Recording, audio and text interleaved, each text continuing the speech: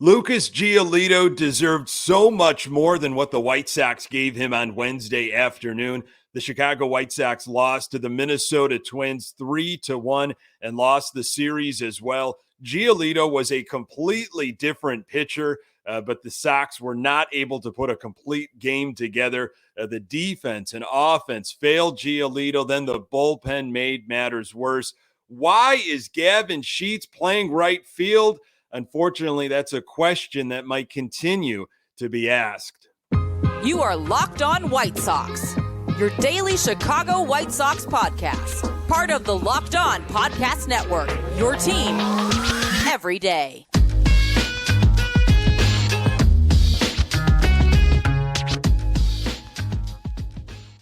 Hey, Sox fans, welcome to Locked On White Sox. Thank you for making Locked On White Sox your first listen each and every day. We're free and available on all platforms. Follow us on Twitter at Locked On Sox. Also, subscribe to our YouTube channel.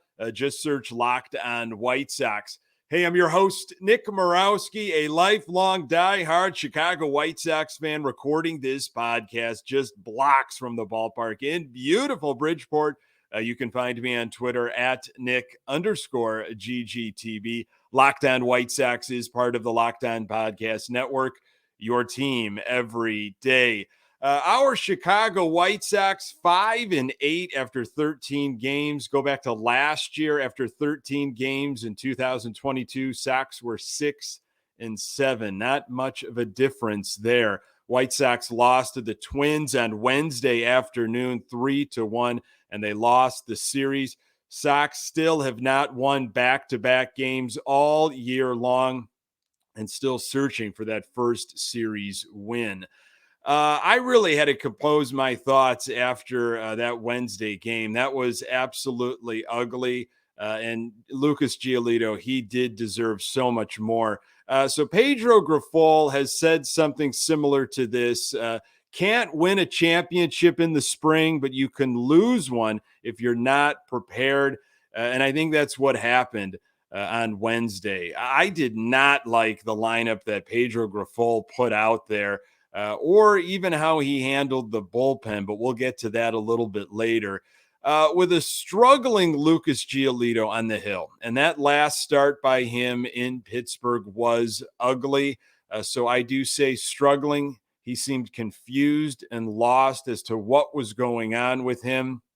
Sox have a lineup without Yoán Moncada, without Eloy Jimenez, and without Tim Anderson. I was hoping for the best defense possible behind Lucas Giolito on Wednesday. That meant Gavin Sheets in right field should not be the choice. Really, the irony is that Lucas Giolito pitched a whale of a ball game and did not need a lot of help, just needed defenders to be serviceable. Well, sure enough, a miscue by Gavin Sheets in right field caused some unnecessary problems. Look, if you have not seen this video of Gavin Sheets and what he did on Wednesday's game, I'm sure you have by now. Make sure that's your second watch of the day. It was a circus act out there. I mean, why is Gavin Sheets playing right field? Why was Oscar Colas on the bench against a right-handed pitcher? I thought we were done with all of these playing, players out of position. We finally had some corner outfielders. I get it. Sheets is going to find playing time at first and DH, but this experiment, whatever this is, needs to stop with Gavin Sheets in right field. Sheets was an absolute embarrassment out there on Wednesday afternoon. And again, make sure you watch this video. I mean, you have to see it to believe it. Now, here's the question. Did Rick Hahn and the Sox front office fail Gavin Sheets? Did Grifol fail Sheets? Or did Sheets just fail? Maybe a little bit of everything. Look, Gavin Sheets was not set up for success last season. And that continues this season as long as he is pushed out there in right field. I get it. This is an issue. This is an organizational issue. It's been happening for a long time. Players playing out of position. But I thought we were finally done with that. Gavin Sheets, though, he is a Major League Baseball player, and it was not his first game in the outfield on Wednesday afternoon at Target Field. Sheets has been working on his defense for quite some time now. Here's what Gavin Sheets had to say back in February of this year. It was an article from Vinny Duber of CHGO. According to Duber, working on his defense was near the top of Gavin Sheets' to-do list this winter. Perhaps it should be no surprise then that he's got his own batch of confident quotes heading into 2023. I'm trying to build off the second half, trying to get better in the outfield, Sheets said. I thought I made some really big strides from April to September last year. I read all the stuff, I see all the stuff, and I know I've got to get better out there. And I think I did by the end of the year. I'm going to continue to get better out there. The defense is ready to go. I'm a lot more confident. In April and May, I wasn't confident in my reads. I wasn't confident in my first step. As soon as you lose that, you lose jumps on the ball. By the end of the year, I had better first steps. I was more confident getting to the wall coming in. So it's getting a lot better, which I'm excited about. I expect a big year. I'm excited. I'm confident. Wherever I play, I don't really care, but I want to be part of that lineup. I think I can have a good year. I think I can put together some pretty good numbers. I want to be a threat in this lineup. I know what I can do when I'm going well, so I'm ready to roll. Wow. So look, again, I'm hearing a lot of people making excuses for Gavin Sheets. It's not his fault. He should have never been out there. It's the organization that failed him. This is a Sox problem. This is on Rick Hahn. Maybe to a certain degree, but Gavin Sheets has been working. He knows, the growing edges. And if he's going to get some playing time, it might be that he has to learn the outfield. And he's been working on it, according to this article back in February. So I don't have pity for Gavin Sheets because that was a routine fly ball on Wednesday afternoon. And he talked about working on his first steps and his breaks and all that. He was twisted all kinds of different directions. I mean, it was comical. Wednesday afternoon. I really hope Pedro Grifol reconsiders putting Gavin Sheets in right field, especially if our manager believes that April and May baseball actually matters. Now, if Sheets, does find himself out in right field again, which might very well be the case, I hope this circus act he put out, on Wednesday in Minnesota, I hope that never happens again. That was absolutely embarrassing. And he needs to be better. Grifol needs to be better. And obviously the White Sox organization, they absolutely have to be better. Sox offense was sporadic on Tuesday night, and on Wednesday, it was virtually non-existent. More on that in a moment. Today's episode is brought to you by eBay Motors. For a championship team, it's all about making sure every player is a perfect fit. It's the same when it comes to your vehicle. Every part needs to fit just right. So the next time you need parts and accessories, head to eBay Motors with eBay Guaranteed Fit. You can be sure every part you need fits right the first time around. Just add your ride to My Garage and look for the green check to know the part will fit or your money back. Because just like in sports, confidence is the name of the game when you shop on eBay Motors. And with over 122 million parts to choose from, you'll be back in the game in no time. After all, it's easy to bring home a win when the right parts are guaranteed. Get the right parts, the right fit, and the right prices on ebaymotors.com. Let's ride. Eligible items only. Exclusions apply. So it was game 13 on Wednesday afternoon in Minnesota. Sox lost 3-1. Sox offense was 8th in the American League coming into the game, slashing .269, .320, .418 with a team OPS of .738. Sox continued to lead the league in hits, 117, but only drew 28 walks entering Wednesday's finale, which was a league worse. This was the Wednesday lineup that our manager Pedro Grifol put out there to try and win the series. You had Benintendi, Luis Robert Jr., Vaughn, Sheets in right field, Grandal, DH, Alberto at third base, Lenyn Sosa got the nod at second, Zavala behind the plate, and Andrus at shortstop. So again, no Oscar Colas. Pedro Grifol has said, hey, Colas is not a platoon player. Well, there was a righty on the mound. I don't understand why Oscar Colas was not in that game, especially after what he did defensively on Tuesday. He was more than serviceable, and that's what we needed with Lucas Giolito on the hill. After Hanser Alberto's issues during the series, I really thought maybe Jake Berger was going to get the nod at third. That did not happen. Gavin Sheets was 3 for 6 with a home run and 3 RBIs in 6 plate appearances against Sonny Gray coming into the game. Alberto with just 2 plate appearances against Gray in his career. Berger had not faced Gray before. It was really felt recently like Luis Robert Jr. has got to carry this team with Moncada down, Eloy down, Anderson down, the pitching completely up and down and sporadic. And Luis Robert Jr. has been doing a really nice job of it. We had a lot of injuries with this White Sox team back in 2021 towards the beginning of the season. And, even throughout, Sox obviously won the division comfortably. But the difference was the pitching. Starting pitching was so solid back in 2021. It really carried the White Sox through those injuries, kept them afloat. That is not the case right now early on here in this season. It's almost like the Sox have to just outslug their problems, and I don't think Luis Robert Jr. can do it all on his own. Lots of guys getting opportunities, and hopefully they can rise to the challenge. Here's what Grifol said about the situation before Wednesday's game. This is where opportunity meets preparation, right? Grifol said, so if you prepared in the offseason, you've prepared in spring training, here's your opportunity to go get it. Opportunities are sometimes small little cracks in the window, and sometimes your window is wide open.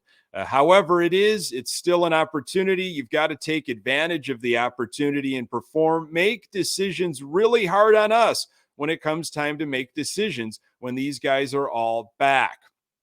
Sonny Gray faced the Sox twice last season. Sox did handle him pretty well. It was difficult, though, for the White Sox most of the day for sure. In the first, a stand-up double down the third base line from who else? Luis Robert Jr. He hit a mistake that hung in the zone. You had Andrew Vaughn with a walk. Gray was all over the place in the first inning, just did not have his command. And you need Gavin Sheets now in this moment in the first to have a productive at-bat, move those runners along. He missed a 93-mile-per-hour fastball early in the bat. It was right there, middle. You got to be patient with Sonny Gray's junk. He throws a lot of off-speed stuff. What does Sheets do? Pop out in foul territory. So you got 2 outs for Yasmani Grandal, fly out to left. I thought that was a missed opportunity for some run support for Giolito. Again, we didn't know what kind of Gio we were going to get, but based off of that Pittsburgh outing, I felt like get him some early runs. That would be great. Second inning, Hanser Alberto, boy, he has had a rough go of it at the plate lately. Can't lay off the off-speed garbage. That's been a series-long problem for him. Sox went down in order in the second. In the third, Benintendi was on, and Luis Robert Jr. missed a mistake by Sonny Gray. He hung a curve, and just Robert was a little too anxious, and it didn't go his way. Andrew Vaughn with a base hit to right field. That really looked like a Paul Konerko base hit. When you're watching the game within the game in the third inning, he just took that to right field. You got first and third, 2 outs, and Gavin Sheets flew out to left field. In the fourth, Hanser Alberto, looking lost again with the off-speed stuff. He's not been able to make in-game adjustments, and we know what he's been doing with his glove lately. Sonny Gray kept the White Sox off balance. Nothing was overpowering. He just rode the elevator, is what I would like to say. Just changed your eye level and had you chasing for that off-speed stuff that kind of just whipped through the zone. And it was kind of low in the dirt, and the Sox were biting. Sox had 3 hits and a walk after 4 innings. Top of the 7th, 2 out doubled by Zavala. I've really liked his offense. They say, with a backup catcher, it's usually the defense that you're going to get, but he's got some pop in that bat. Elvis Andrus was at the plate. Wild pitch. So Sebi got to third, thinking maybe Andrus can break out. He had a ground out. Elvis Andrus, another guy, I liked what he gave us last season. Really was happy with that signing. We got a veteran to play second base. Maybe we can get some pop at the bottom of the order. Not doing. Elvis Andrus, that is almost a guaranteed out down there at the bottom of the order. So I don't know. The Sox have some decisions to make once some of these guys start coming back from injuries. But 8th inning, absolutely nothing going on for the Sox. Sheets had an opportunity to redeem himself, but just a ground out. Again, if you're not going to give me anything with the glove out in right field, put your bat to use. We got a right-hander up on the mound. You're not playing. Colossus is not playing. Sheets, give me some power. Do something with that bat. Show me why you're in that lineup. 9th inning, Sox trailed by 3 runs. Lenyn Sosa with a solo home run. I would say it was a garbage home run, but it was off of seemingly the unhittable Twins closer, Duran. So good on Sosa. That's got to be a confidence builder. 2 games in a row where Duran's given up a home run, but in the end, it didn't really matter. Twins 3-1. Sox offense, just 1 run, 6 hits. 2 of those 6 hits were for extra bases. Sox were 0 for 4 with runners in scoring position. Hanser Alberto 0 for 4 with 2 strikeouts. And Gavin Sheets 0 for 4, left 5 runners on base. Boy, Lucas Giolito had it all working on Wednesday, and he definitely turned in a confidence-building outing, but the defense and bullpen had other ideas. More on that in a moment. Today's episode is brought to you by Rocket Money. Rocket Money is a personal finance app that finds and cancels your unwanted subscriptions, monitors your spending, and helps you lower your bills all in one place. Over 80% of people have subscriptions they forgot about, and chances are you're one of them, like that Stars app just to watch one show or that free gaming trial you never actually used. Rocket Money will quickly and easily find your subscriptions for you, and for any you don't want to pay for anymore, just hit cancel, and Rocket Money will cancel it for you. It's that easy. Rocket Money also helps you manage all your finances in just one place and automatically categorize your expenses so you can easily track your budget in real time and also get alerted if anything looks off. Over 3 million people have used Rocket Money, saving the average person up to $720 a year. Stop throwing your money away. Cancel unwanted subscriptions and manage your expenses the easy way by going to rocketmoney.com/lockedonmlb. That's rocketmoney.com/lockedonmlb. Today's episode is also brought to you by Built Bar. Looking for a delicious snack but don't want all the sugar and calories, and you need the best tasting protein bar ever. You have got to try Built. If you're like me and you want to eat a little healthier, but you don't want to compromise on taste, I have got the thing for you. These are absolutely delicious bars, Built Bars and Built Puffs. Built Bars are amazing, and they're healthy as well. They are only made up of a small amount of calories, 134 grams of sugar, whopping 17 grams of protein, and they're covered in 100% real chocolate. They come in unbelievable flavors like churro, peanut butter, brownie, cookies, and cream.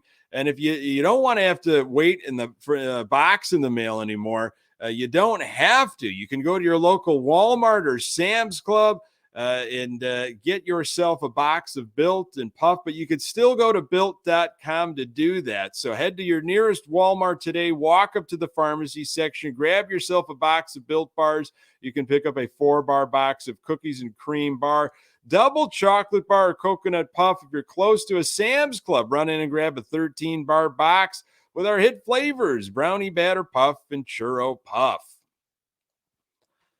All right, it was Lucas Giolito against Sonny Gray. Giolito 8-8 with an ERA of 4.16 and 110 strikeouts in 20 appearances against the Twins in his career. Again, Giolito's last start was in Pittsburgh. 4 innings, 12 hits, 7 earned runs, 0 walks, 3 strikeouts, 2 home runs. If you've been listening consistently, which I'm sure you have, I gave some keys to success in the previous episode for Giolito. Hit the corners, mix up the eye level, have some movement on his pitches, and that is what he was doing. This is what he said after his Pittsburgh start. We've got to do a better job. We're not going deep into games, especially me today. I was pulled after 4 innings, got to show that Pedro Grifola's confidence setting us out there longer. But giving up a bunch of hits and runs is not going to get the job done. Giolito looked like a completely different pitcher on Wednesday afternoon. Got Solano to fly out to center right out of the gate. His changeup was fluttering early on. Elevated fastball, speeds and eye level being mixed up. Froze Buxton on a 94-mile-per-hour fastball in the outside corner. Really nice sequence to Gordon. Struck him out in a nasty slider to end the inning. Competitive pitches and a great first inning.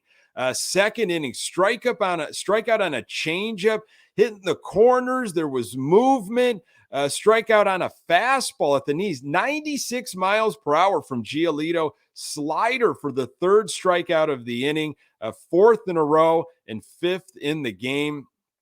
Absolutely different pitcher for Giolito on Wednesday. In the 3rd, working with a low fastball, gave up a single. First time dealing with adversity with back-to-back singles. You had Buxton up, who's absolutely dangerous. A fly out, so no advance. Got to stay away from those 2-run outs. And there was a timeout, which you're seeing players use quite a bit, especially when there's a pitcher in a groove, and Giolito was in a groove. So with an 0-2 count on Miranda, fouled off a fastball, then a slider. Count went full. He walked him. You got the bases loaded. His fastball was sailing, but he buckled down and got Gordon to fly out. 4th inning is when things got really interesting. Giolito was at 55 pitches entering the inning. Only had given up 3 hits and 1 walk.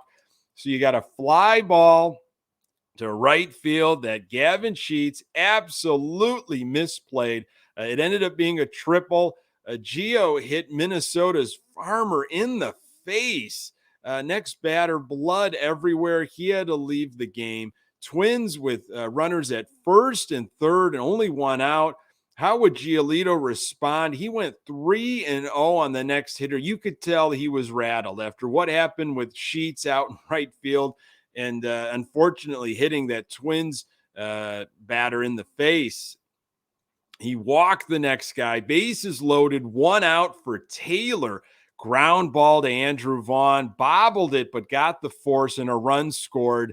1-0 Twins. In the 5th, Giolito regathered himself and returned, doing some solid work, a 1-2-3 inning. In the 6th, Gio was still in the game. This is the inning he wants to get through. 90 pitches, Sox still trailing by 1, 2 outs, 1 man on. Gio at 105 pitches, got out of it by getting a force out at second. Just a great outing by Giolito. He absolutely deserved better.